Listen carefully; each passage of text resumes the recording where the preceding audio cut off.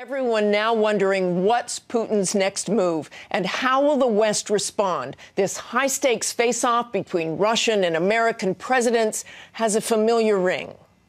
For decades and decades, it was the stuff of nightmares.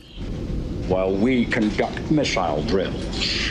Both imagined The planes are fully armed with nuclear weapons. and real. Ordering a naval and air quarantine of Cuba. East versus West. Ich bin ein Berliner.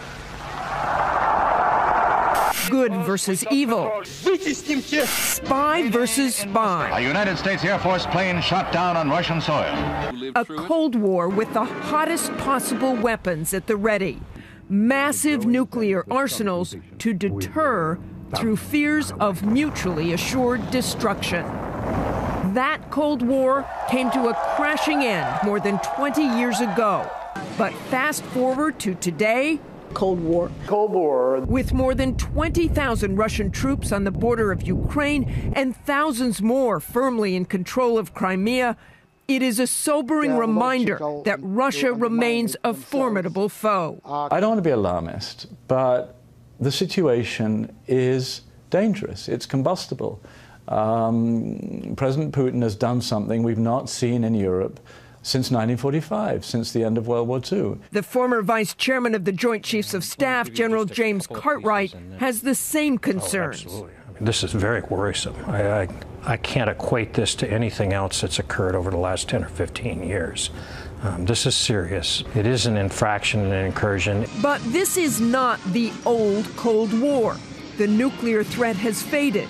This is Chapter 2, the fallout from the shrinking Soviet Union, the expansion of NATO, and the East's tilt toward Europe.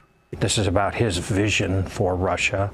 This is about his reconstructing the history of the Cold War. It's a little bit of trying to reconstruct that, rebuild Russia's place in the world. Putin himself, before the invasion, giving George Stephanopoulos what is now a haunting hint of what was to come.